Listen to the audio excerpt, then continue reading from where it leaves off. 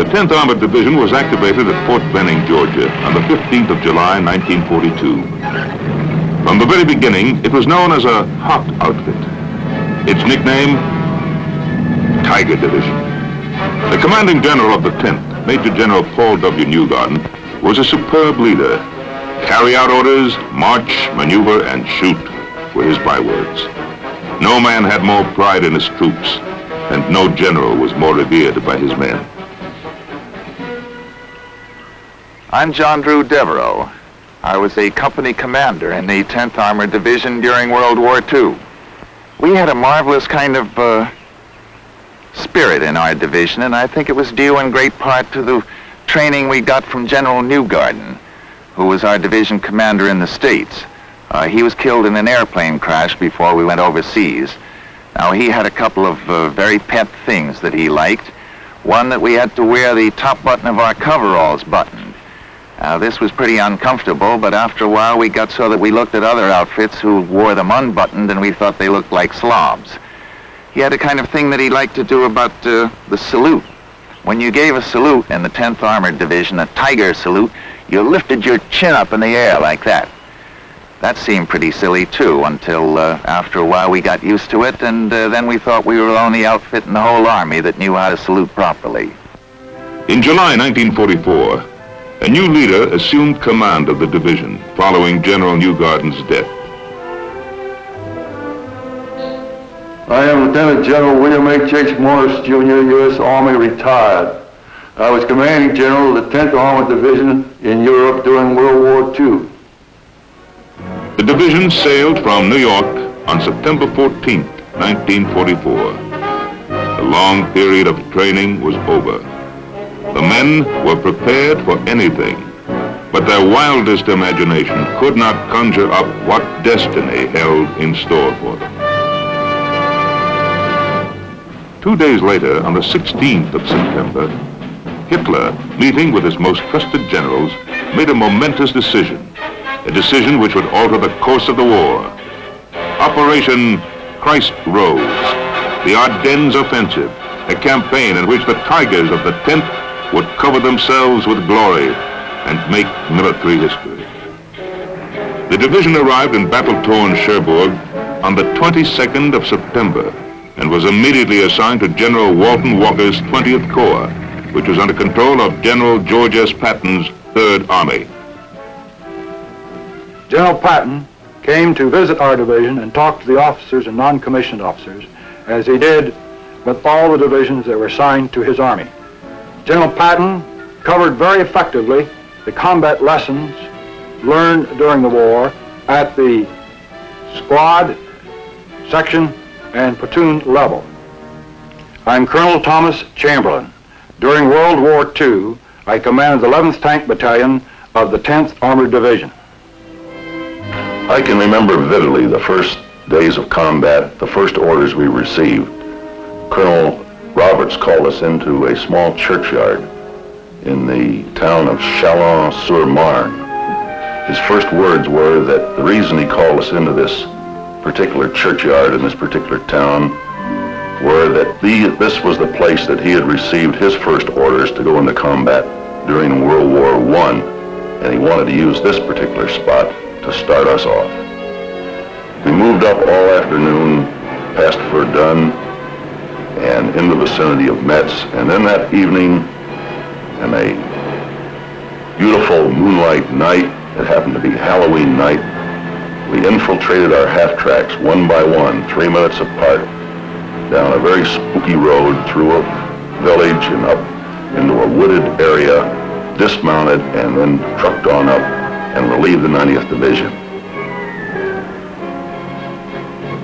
I'm William R. Desabry. I was a battalion commander, a major in the 10th Armored Division in World War II. The 10th Armored Division was a very well-trained division. Its first combat was against Metz.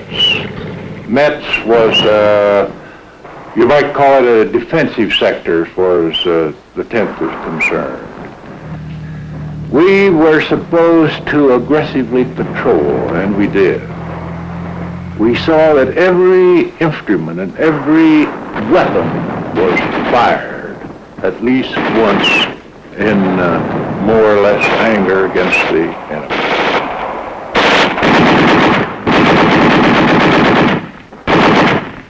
I'm William Lynn Roberts, Brigadier General, U.S. Army retired. I was Combat Command Commander of CCB 10th Armored Division in World War II. I'm Colonel Curtis L. Hankins. I was a battalion commander of the 61st Armored Infantry Battalion in the 10th Armored Division. My first encounter with enemy fire was during the defensive operation west of Metz. It was here that we learned to sense artillery fire, that is, determine the difference between outgoing, which was friendly fire, and incoming, which was German fire. If you could determine with some degree of accuracy where the enemy rounds were going to land, this would save a lot of wear and tear on your knees and elbows. And you'd try to take cover every time the rounds would come over.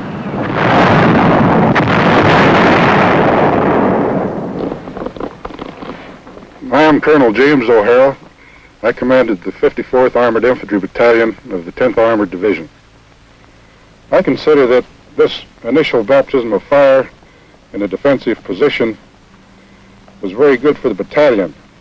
It gave us time to gather our thoughts, practice some of the things we'd been learning in the States, get our communications working, having the reconnaissance platoon work with the Free French, practice patrolling, all these things that's so necessary for a battalion to do. I remember my first day in combat. We felt very safe in a tank. But during this first day, after I seen the first tank hit by 88 and burn, we began to get scared.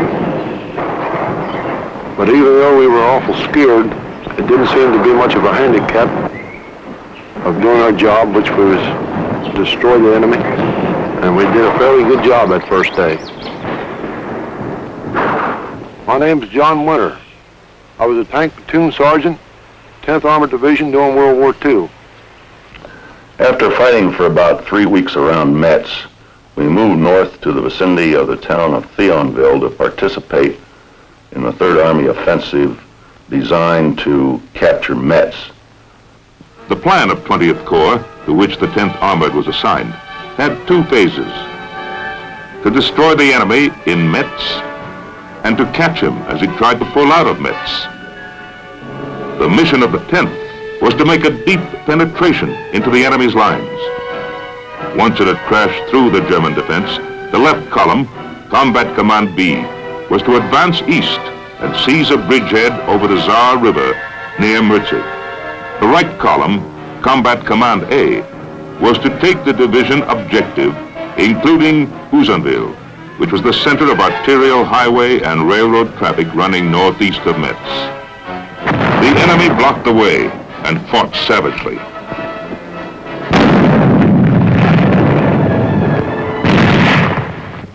But the Tigers clawed their way through the German defense. By the time the division had completed its first major offensive mission, it had taken 64 towns, repulsed 11 counterattacks, captured 2,000 prisoners, and destroyed great quantities of materiel. But the price was high.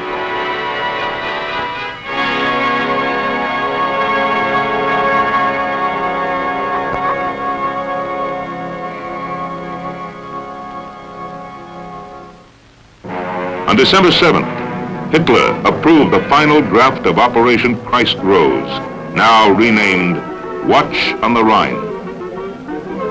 Hitler's plan of attack was to break through on the Ardennes with 3 armies. The 6th Panzer Army, led by the butcher from Bavaria, Sepp Dietrich. The 5th Panzer Army, led by Baron Hasse von Manteuffel.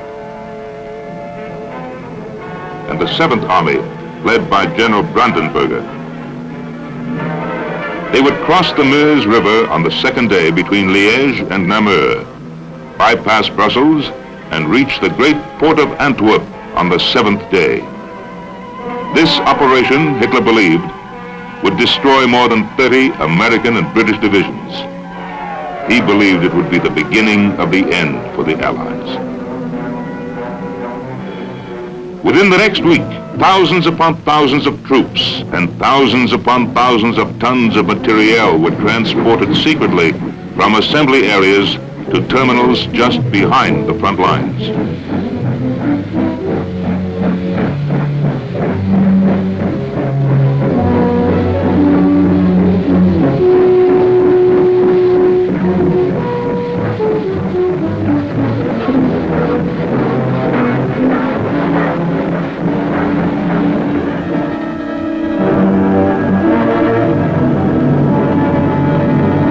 On the eve of December 15th, 250,000 Germans stood poised on the line of departure, prepared to annihilate the enemy.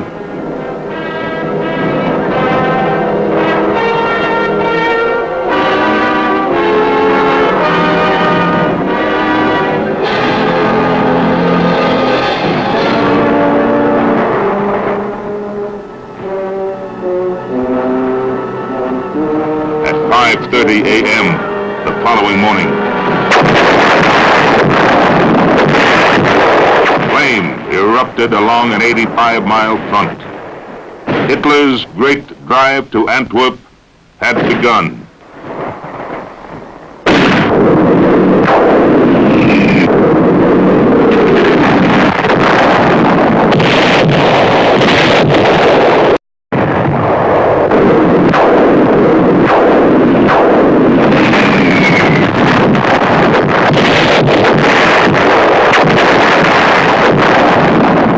On December the 16th, 1944, about 6 p.m., I received a telephone call from General Walker of the 20th Corps, informing me that I was going to be transferred with the entire division to the 1st Army and be placed under the 8th Corps, that they had been attacked by the Germans in the vicinity of Luxembourg. I immediately dispatched my Chief of Staff to Bastogne, the headquarters of the 8th Corps, for orders. The Chief of Staff returned about 2 a.m. the next morning and informed me that the division was to go into a quartering area just west of Luxembourg. When the Battle of the Boroughs began, my unit was in a rest area south of Luxembourg. We received orders to be prepared to move north on 24 hours notice. A short time later, the alert was changed to 12 hours. A short time later, we were on the road. The 10th Armored Division sent two of its combat commands northwest of Luxembourg to go into action there, and they sent my combat command west to Arlon and then on to north to Bastogne. I preceded my outfit into Bastogne and got into Bastogne about 4 o'clock in the afternoon and found General Middleton. General Middleton asked me how my outfit fought and how many pieces my outfit would fight in. I told him 3. He said, all right. Send one to Noville, which is 6 or 7 kilometers north, one east to Longville, and one southeast to Bra. A little sidelight here. I had held up the march of our outfit to get O'Hara in front, because O'Hara had not been in the fighting heavily down around the Merzig area. So we got O'Hara in front, and I sent him out to Bra. I took my team down this road toward Wiltz, and we stopped for the night opposite the town of Warden. On our way down this road, we passed many American soldiers coming to the rear, most of whom seemed to be from the 28th Division. Apparently they'd been hit hard further forward, When we got to our destination for the night, since we received our orders at 5 in the afternoon and there was not much daylight left, we settled astride the road and blocked the road to Wiltz. I arrived in Bastogne just as night was falling. I found a MP who led me to Colonel Robert C.P. It was a very brief meeting, and Colonel Robert C.P. told me that O'Hara had been sent out to the east of the town and was in a defensive position, and that Cherry was moving out slightly to the northeast of the town. And as soon as my column arrived, I was to keep moving and move to the north of the town to a little place called Noville. If there were any Germans in Noville, I was to knock them out of the town and to occupy it. If there were no Germans, I was to occupy Noville, going no further north, because this would be the limit of the range of the 10th Armored Division artillery, which was located in the vicinity of Bastogne. This then was the disposition of Combat Command B on the 18th of December, the night of their arrival in Bastogne. Team des Aubry was at Noville.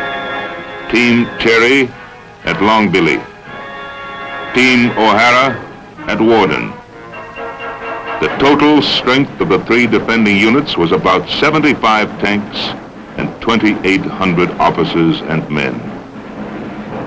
Battering at the gates of Bastogne were the advance elements of General Manteuffel's 5th Panzer Army and General Brandenberger's 7th Army. Approximately 300 tanks and 50,000 men, whose mission, in addition to taking Saint-Vit and Wild, was to take Bastogne, and to take it fast. Bastogne schnell zu nehmen. Denn es kam auch darauf an, it was very important to capture Bastogne fast. It was the most important road junction in the southern area of the Ardennes combat section. And in the event General Eisenhower's reserve forces, which we suspected were near Reims, arrived to attack, they would have to pass Bastogne. Ankamen und gegen uns angesetzt wurden, mussten sie in jedem Falle über Bastogne kommen. Ich bin General der Panzertruppe Hasso von Manteuffel. I am Hasso Eckhard von Manteuffel, former general of the Panzer Troops and commander-in-chief of the 5th Panzer Army. We completed establishing the defenses of Noville about midnight. Actually, the defense was a routine, traditional type defense. We set out roadblocks to the east, one to the north, and one to the northwest, because these were the directions that we expected the Germans to attack us. The fighting throughout the night was sporadic. It was a piecemeal attack. They would hit us with small units from the north, and then they'd hit us with small units from the east.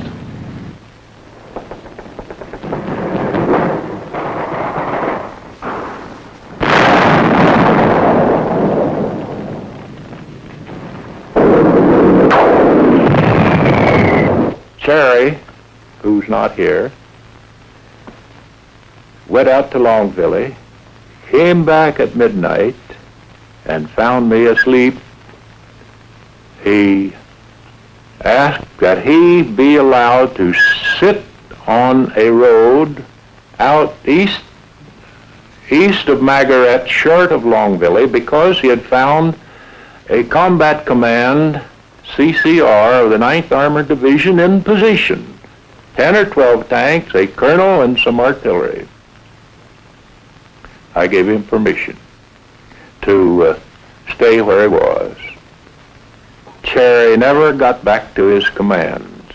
In the meantime, some of the Panzer Lehr Division had cut in behind his outfit at Margaret, and he never joined. However, his headquarters went into the little Neffy Chateau. At Neffy Chateau, Cherry had a tank or two and a few machine guns and his whole headquarters company, and he put up a real nice fight all day. That evening he had to retire. He felt like he had to get out because he was being burnt out. Cherry lined up his vehicles to go out. He was to go out last in a Jeep. He went outside. He got 2 Tommy guns. He emptied one Tommy gun to the right, got the other, opened it to the left, climbed in his Jeep, and pulled out. The driver was hit, the Jeep was hit, the medico in the back was hit. Cherry got out. He got a DSC for this. My battalion spent the night on the high ground south of Warden, and all night long we saw no German troops or heard nothing of them.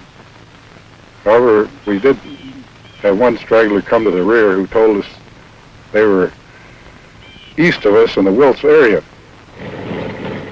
About 10 o'clock in the morning, they came down from the Wiltz road and shot up the artillery observer's tank and 1 or 2 other tanks. We fought on all morning long and part of the afternoon, staying in the same position there, keeping the Germans at bay. At first, the defense of Bastogne rested with 3 units of the 10th Armored Division. Task Force de Sobry in the northeast, Task Force Cherry in the east, and Task Force O'Hara in the southeast. I am General Anthony McAuliffe, United States Army retired. I was at Bastogne with the 101st Airborne Division in mid-December 1944. The 101st Airborne Division was at a place called Camp Montmelon, near the city of Reims in France.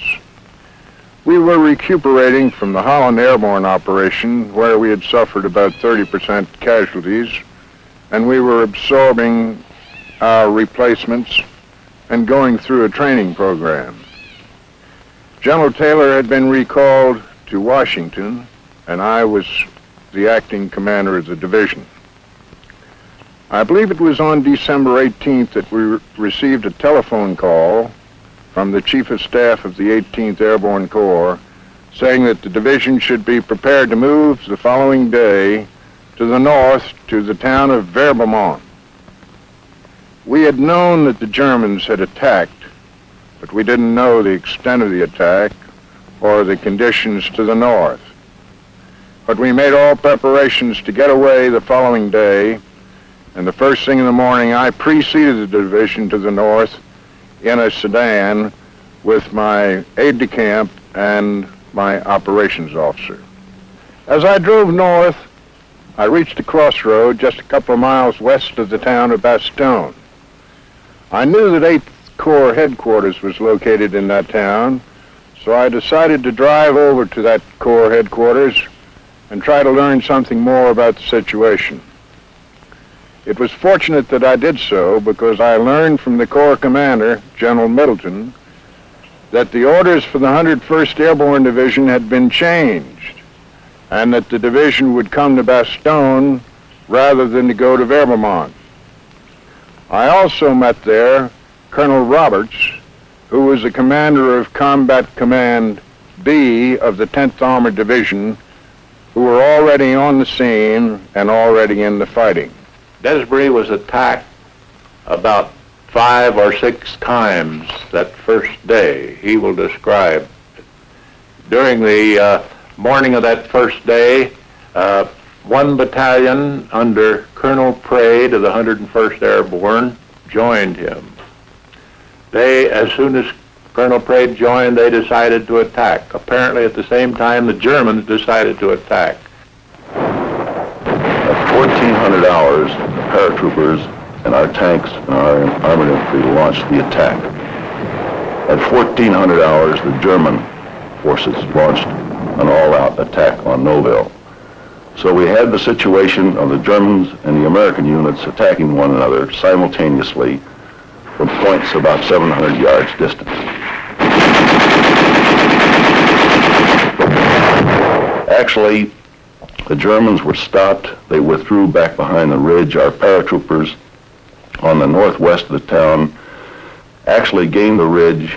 The tanks, the armored infantry, and the paratroopers on the northeast of the town were unable to get to their positions. So after a fight of about 45 minutes or an hour, we withdrew the paratroopers from the northeast back into the town of Noville.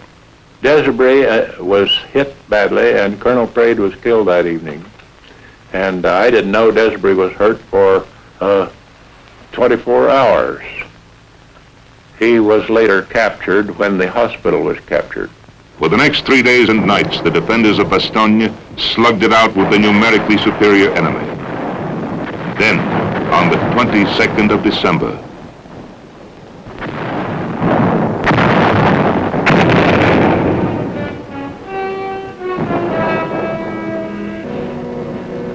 when the besieged city was finally encircled, the commanding general of the 47th Panzer Corps sent the following surrender ultimatum.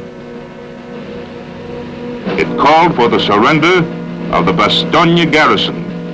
If the Americans did not comply within 2 hours, Bastogne would be completely destroyed and its defenders annihilated.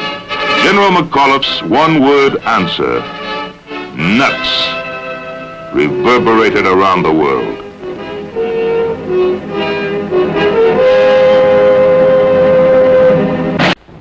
This is Lorne Greene.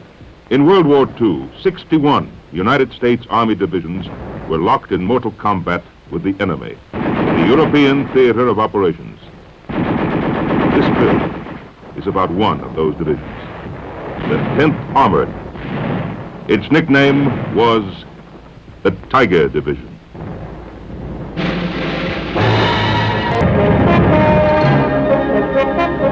On the 16th of December 1944, Hitler began his great drive to the port of Antwerp, the Ardennes offensive.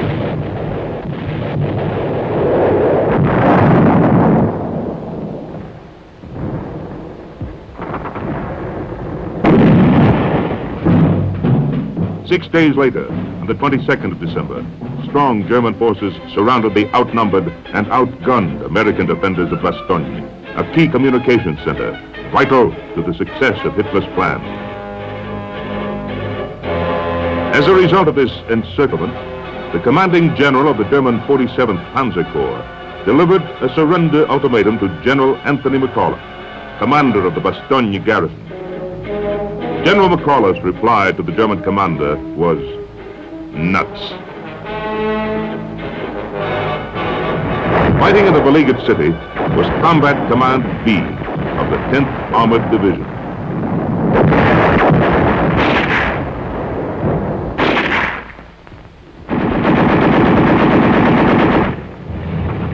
From the very beginning of the battle for Bastogne, heavy fog and bad flying weather prevented aerial resupply and fighter support. There was a shortage of surgical equipment and not enough blankets for the men suffering from wounds and shock. Ammunition was running low, and some of the artillery batteries were down to less than 10 rounds per gun. But the morning of December 23rd broke clear and cold, and visibility was unlimited from England to the foxhole to Bastogne, where every man looked up to the sky and prayed, and their prayers were answered.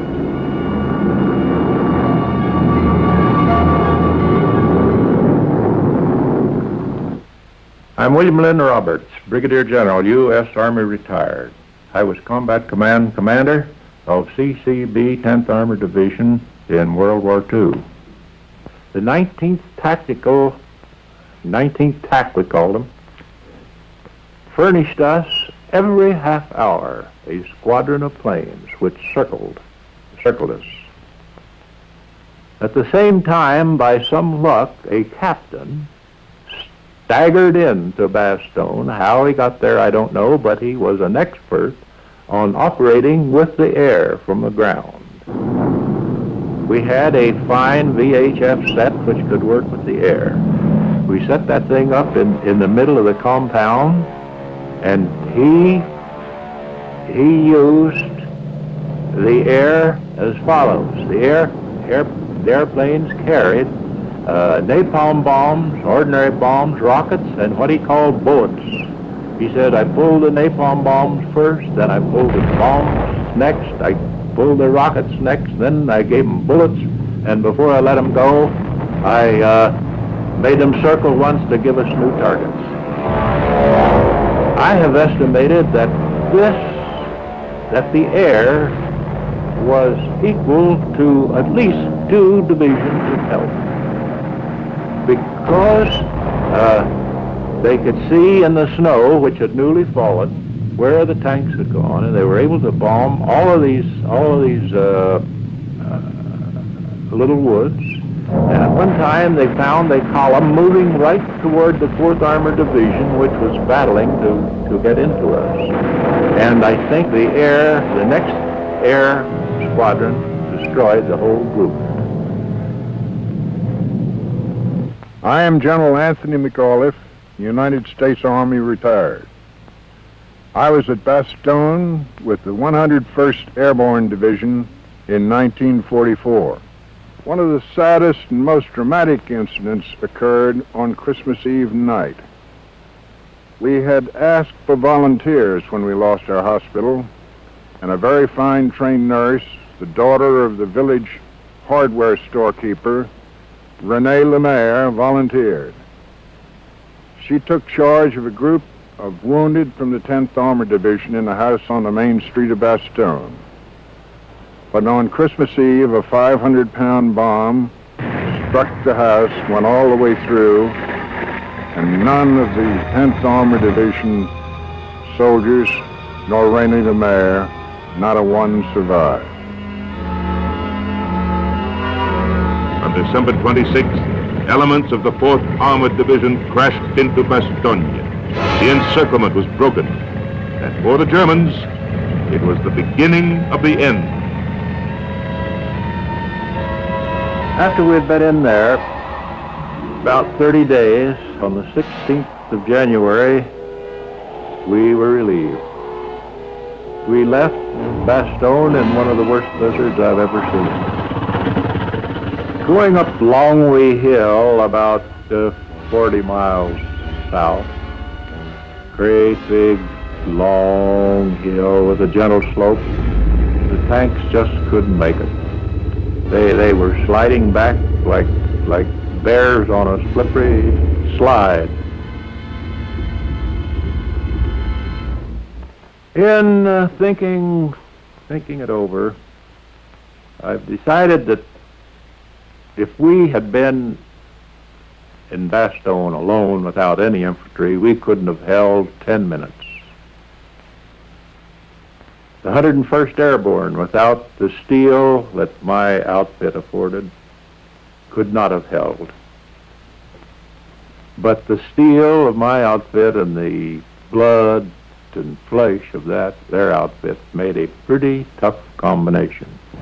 It's always seemed regrettable to me that Combat Command B of the 10th Armored Division didn't get the credit it deserved in the Battle of Bastogne. All of the newspaper and radio talk was about the paratroopers. Actually, the 10th Armored Division was in there a day before we were and had some very hard fighting before we ever got into it. And I sincerely believe that we would never have been able to get into Bastogne if it had not been for the defensive fighting of the 3 elements of the 10th Armored Division who were first into Bastogne and protected the town from invasion by the Germans. On the 20th of February 1945, following a much-needed rest and refitting, the 10th Armored Division was rolling in high gear again.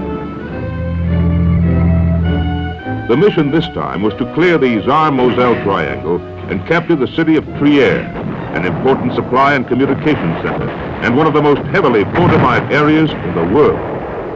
This was the job General Patton had started in November of 1944, but left unfinished because of the Ardennes counteroffensive.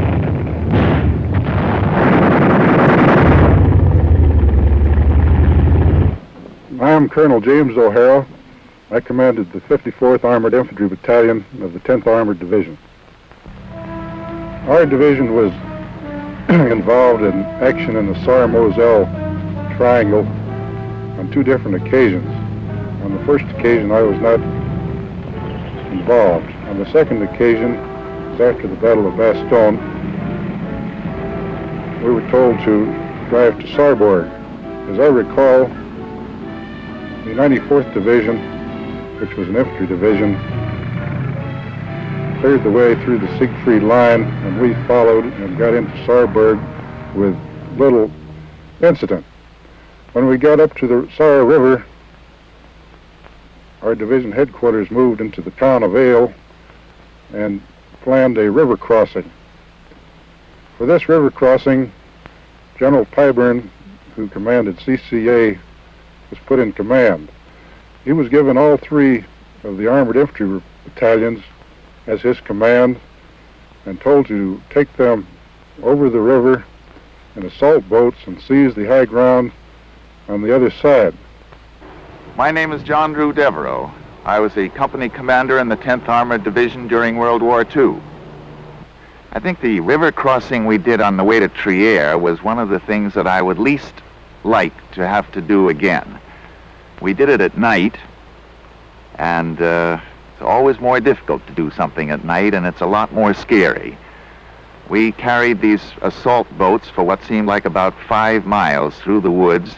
When we came out of the woods at the edge of the river, we had to go across a lot of open field and over some fences. While we were going through there, it was pitch dark, of course, and all of a sudden we walked into not only a minefield, but the whole place was booby-trapped.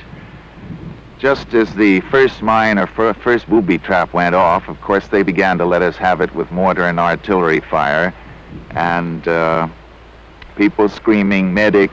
You didn't know whether you should put your foot down again in front of you for fear you were going to step on something, whether you should just stay right where you were, or what to do. It was about as scary a thing as I've ever been through. We finally got to the river, crossed without too much trouble, but I tell you, it was a great feeling to get on the other side and get on solid ground again. We got up to the top of the hill, and down in the valley below, there we met again with General Pyburn.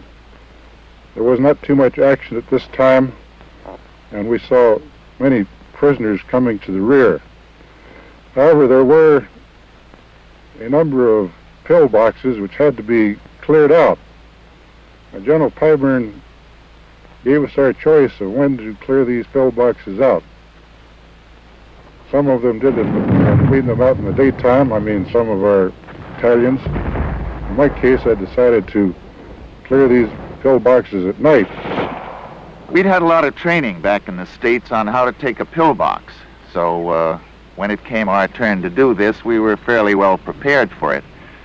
We crawled through about 1,500 yards of open field, got down into an anti-tank ditch, and then the approved routine was that your bazooka man was to fire his bazooka at the observation slit of the pillbox while a couple of the others went around the back and threw grenades in. Well, I turned to the bazooka man and I said, "Okay, now you fire at the observation slits." And he said, "Okay." And he turned around to the rocket man, say, "Give me the rocket for the bazooka," only to find that the rocket man was lying on his stomach about 1,500 yards way back where we'd started. So there was nothing much to do there but take a couple of N1s and pop away at the slit while the platoon sergeant and myself went around the back. It was rather like the movies. Platoon sergeant would open the door, back door of the pillbox, and I'd take a grenade and throw it in, and then he'd slam the door and we'd both lean on it, make sure nobody got out. We did this pretty well all afternoon, and I think about the end of the afternoon we had maybe 100, 150 prisoners. By February 21st, 48 hours after the attack on the Saar-Moselle Triangle began, the Tigers of the 10th, together with elements of the 94th Infantry Division, had overrun 85 square miles of German real estate and captured 23 towns, thus setting the stage for the subsequent capture of Trier.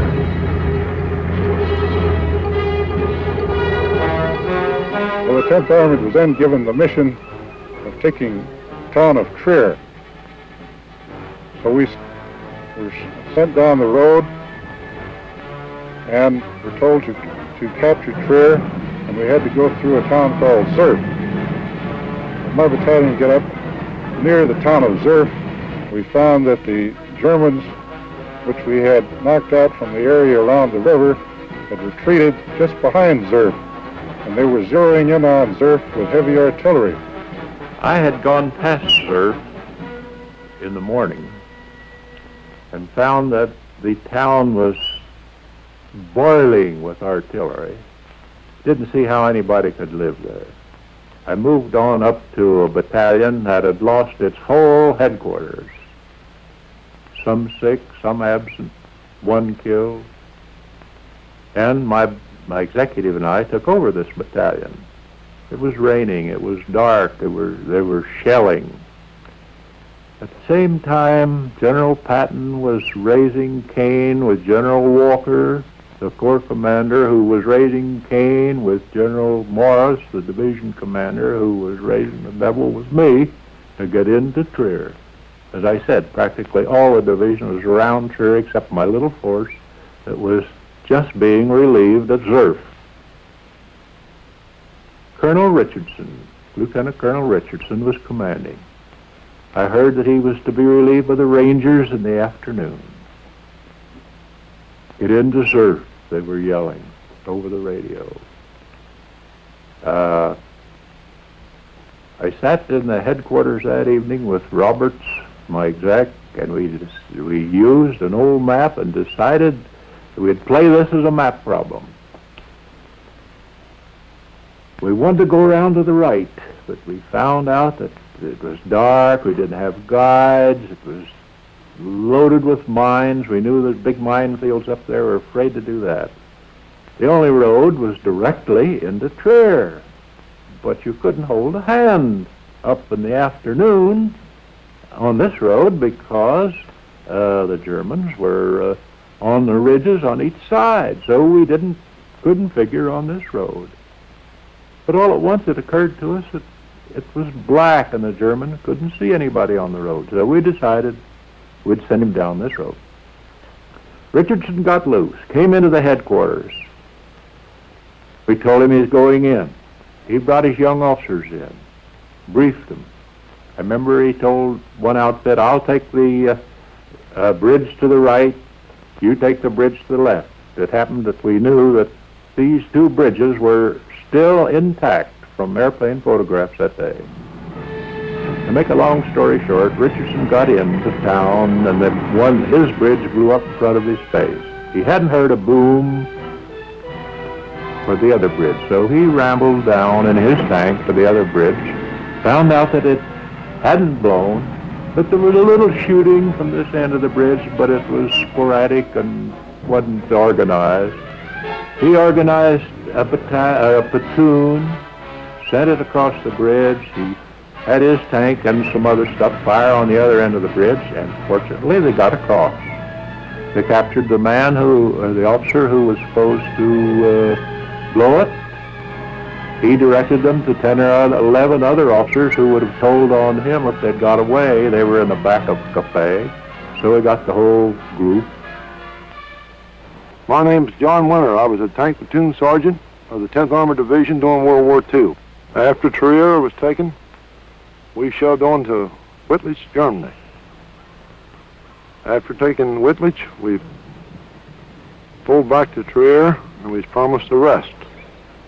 But my particular platoon and a platoon of infantry was given a mission of, on the opposite side of the mountain from Trier, to try to take a bridge intact. And we started out under the cover of darkness.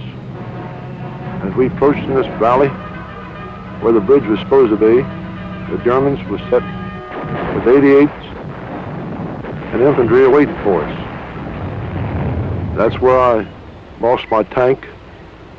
When it was hit, it immediately burnt and I bailed out the top of it, dived out the top, and run into a large dairy barn for cover.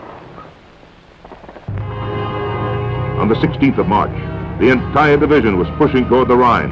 To get there, the Tigers dealt with endless enemy pillboxes, dragging speed, roadblocks, and worst of all, about 100,000 well-trained German troops. I'm Colonel Curtis L. Hankins.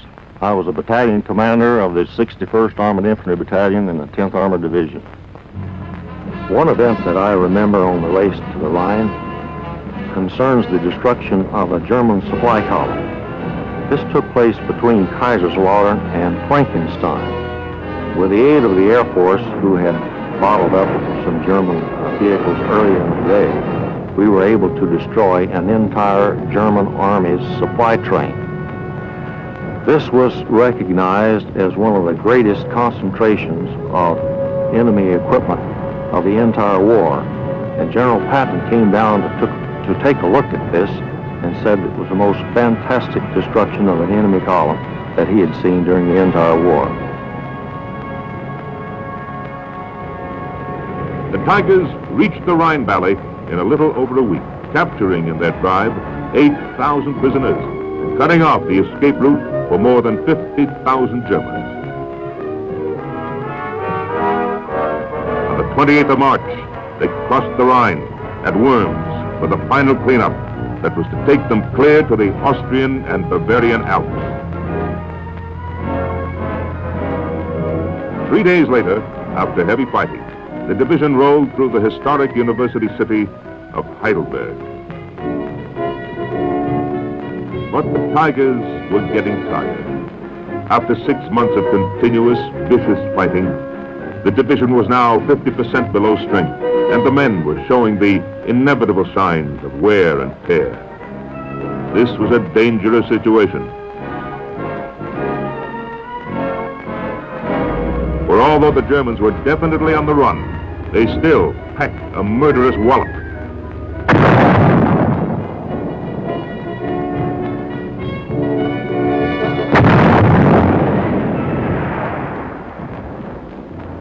On the 3rd of April, 1945, the 10th Armored Division and a battalion of the 100th Infantry Division received orders to seize the town of Heilbronn and continue east. I am Lieutenant Colonel George Hamill. During World War II, I was a company commander in the 21st Tank Battalion, 10th Armored Division.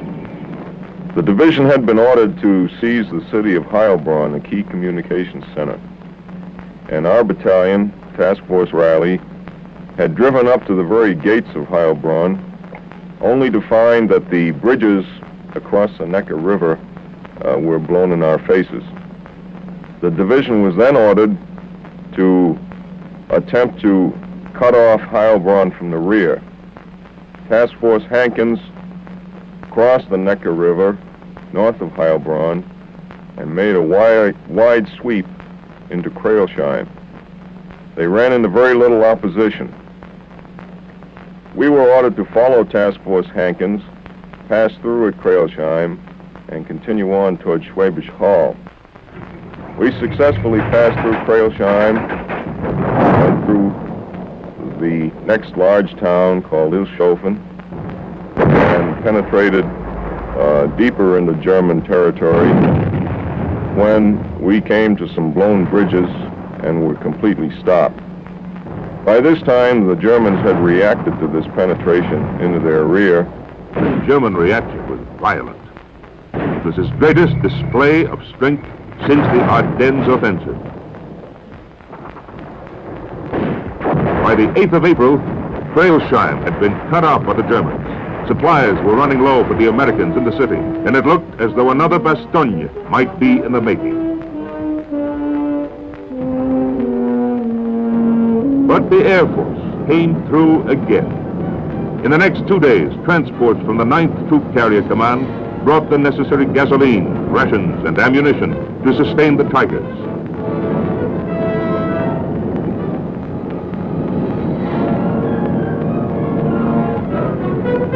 Despite their ability to beat off one enemy attack after another, the Tigers could not maintain supremacy of Crailsheim without reinforcements, and reinforcements were not available.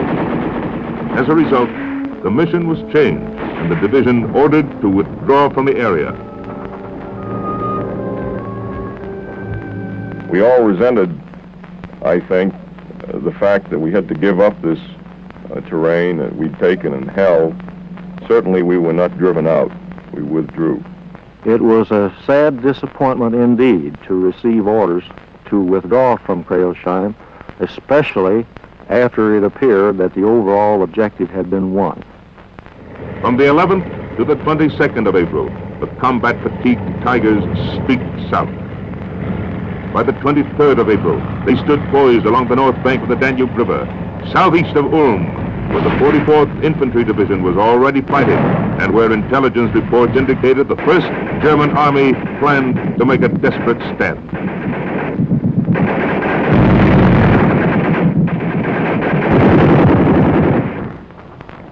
The city fell in a matter of a few hours as the lead vehicle passed the outskirts of the town at 8:54 in the morning. I immediately sent the message back to Combat Command. And a few minutes later, the Paris radio announced that the American forces had captured Ulm, when in fact we were still fighting there. With the capitulation of Ulm, the 10th's 3 combat commands raced forward with violent effectiveness. Town after town was gobbled up in the great rush. Our division was ordered to attack down through the Bavarian Alps to the Brenner Pass to link up with American troops coming north through Italy. The Germans had threatened to make a last-ditch stand in what was referred to as the German National Redoubt area. There had been a lot of talk about undercover activities by what the Germans referred to as werewolves. As we approached the Alps, we could see them from a distance, and it certainly made all of us pause, wonder what awaited us. They were very beautiful, great snow-capped peaks, but for an armored unit, it was also rather forbidding. Actually, when we got into the Alps, we found very little resistance, and our battalion went down into Garmisch-Partenkirchen through the town of Murnau. Another column went down through Oberammergau. While clearing the roadblock at Oberammergau, the scene of the world-famous Passion Play, an International Red Cross representative came up to the other side of the roadblock. He had with him a German captain. They wanted to negotiate for the city of Garmisch-Partenkirchen, the scene of the 1936 Winter Olympics. They wanted us to agree not to shoot up the town. After considerable discussion, we agreed not to shoot unless the Germans fired at us first. When we arrived at the town, the International Red Cross representative escorted us through the town, and the Germans lived up to their bargain and didn't begin firing until we were well beyond the city. This ended the war for my task force, and I can't think of a better place to end it than Garmisch-Partenkirchen. I'm Colonel Thomas Chamberlain. During World War II, I commanded the 11th Tank Battalion of the 10th Armored Division. If the staff of the division had spent 2 years trying to pick out the best place to end the war, they could not have done as well as we actually did. There were big hotels on the lakes where the men could go swimming and boating. Of course, plenty of skiing and ice skating. In addition, there were horses available so that they could go horseback riding. It made a fine place to relax after the war. The war was over and won. The Tigers of the 10th had met and conquered the best of the enemy. They had covered 600 bitter, bloody miles from Cherbourg to the Brenner Pass, fighting almost every inch of the way. They had taken 56,000 prisoners and 600 cities and towns.